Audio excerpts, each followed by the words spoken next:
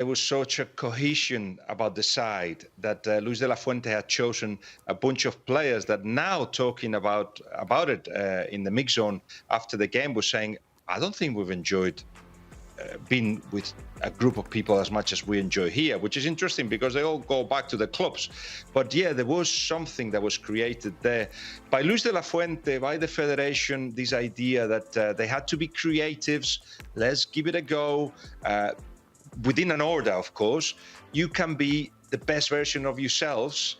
You're going to have to take a lot of decisions on the pitch, but these guys are intelligent. They got a great game management. They understand what's required. And there was a lot of obstacles that happens in every tournament, and they beat every single one of them. Yesterday, for instance, Rodri gets injured.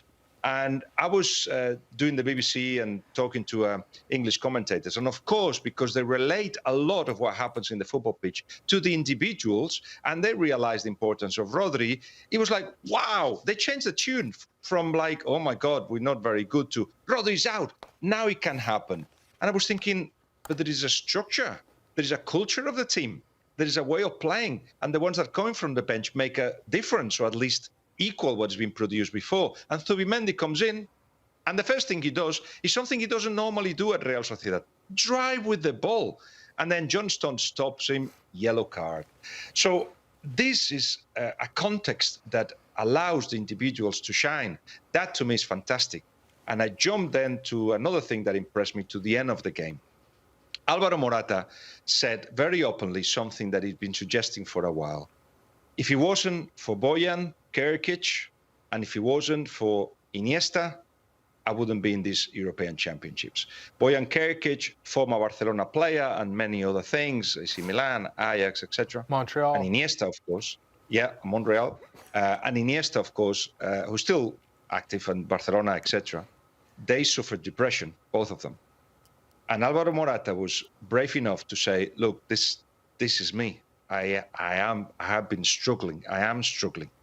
And yet, if it wasn't for the calls that these guys made me, and daily calls, I wouldn't be here. Here, meaning the European Championships. He's found strength in his leadership, which is sensitive leadership. He cries when they win. When we win, he cries when we lose. But we haven't lost, so I guess he does. It's just simply somebody that has been a different type of leader. One that has protected everyone. You saw it when there was a problem. He'll be running. He runs enough to get the ball back, to stop the centre-backs building, but he ran to the referee because that was his role, protecting everyone. Now, that has been magnificent to see that he's actually overcoming, or tried to overcome, his mental health through football and other football players.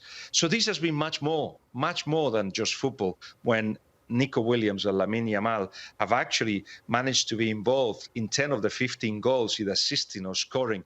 But they are also the headlines, the covers of the newspapers at a time of confusion in Spain and racism in certain parts of football and our society. And to see them so happy and to see represent the country so happily has brought in a new generation of young people between 16 to 20 who had ignored football. They didn't like it. It was boring. It was all about Real Madrid and Barcelona. And all of a sudden, it's like, oh, I like the way that Nico dances. That's not Nico dancing. That's my dad dancing. I like it. Little shimmy. All that is just what this win was about, plus the fact, I'm sure you've been discussing it, without I finish my speech, that we've done football in such a way that nobody can come to me anymore and say, we have to do it like France, where let's not maximize our potential, let's defend and look for a moment. No, if you do things right, you can actually attack and defend, do it in a balanced way, in an entertaining way, in a fun way, in a brave way, in a courageous way. It can be done in international football. That's it. Guillem, we get it. You're proud to be Spanish. We get it. We really get it. No, in all seriousness, though, Guillem, credit to Morata in coming out and being so brave to be honest and say what he's going through and to be a captain and leader in such a big game. I'd also give credit to De La Fuente, because for me in that game as well, in the second half, I love how he made that tactical change to go direct. They went so direct in the start of that second half against England, which is credit to the manager and the unity he's created. Quick one for you, Guillem.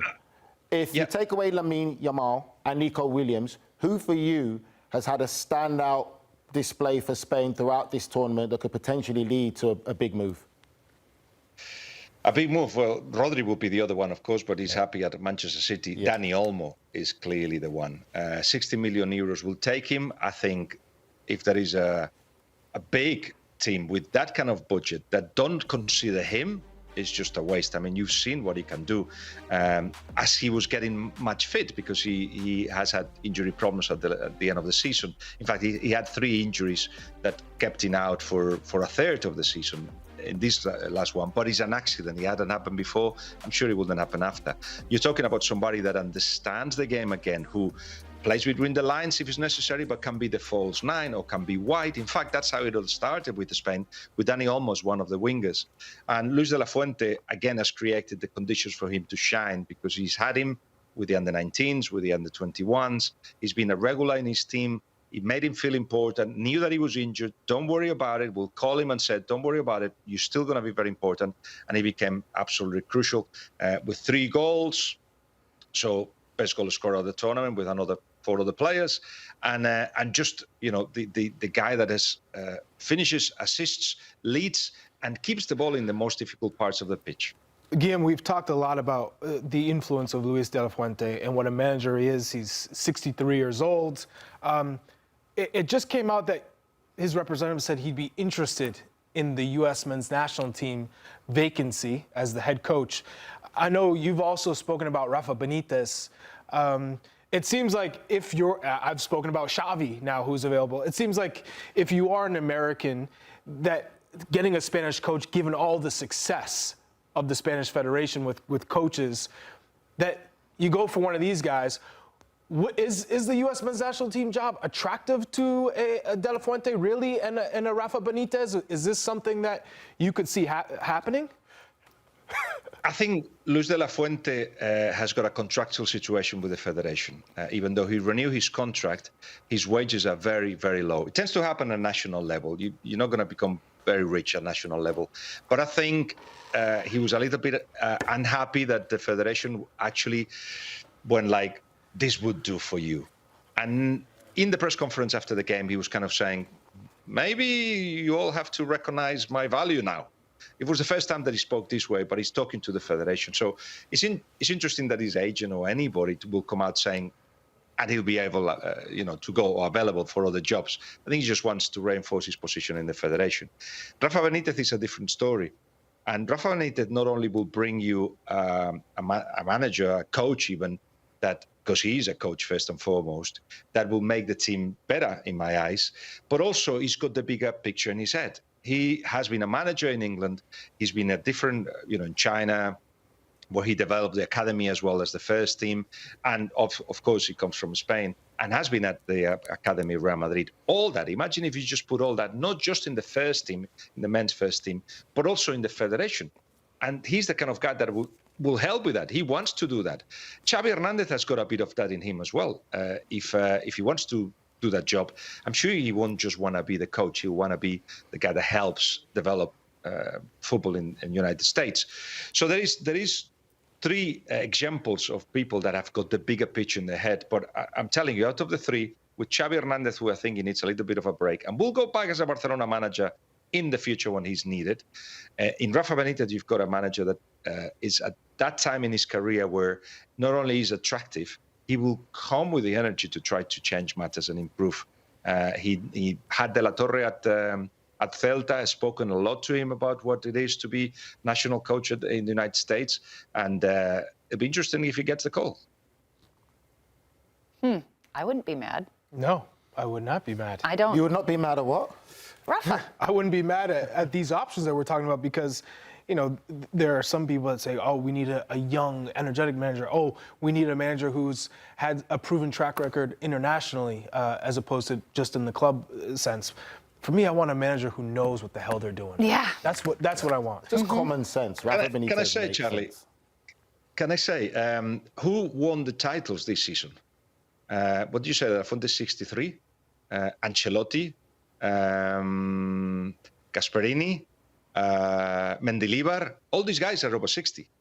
And I think it's time to actually reivindicate age. Experience is important, especially in football. You know this better than anybody. Just the fact that if you have that experience, you take better decisions. Yeah, I'm not a big one on this whole age thing. I think age really doesn't matter. It's just someone who comes in and commands the dressing room that he's the boss. He knows what he's talking about. Everyone's on side. Age for me does not matter. It's about just getting the right person in that dressing room. Preach, Nige. I like it. Age is just a number. Guillem, thank you so much for taking the time. Hey, continue to bask in the glow of this victory. I'm very, very happy for you, my friend. Yes, I get it. You're Spanish. I'm going to wear it. All right. Yeah, he's on his way.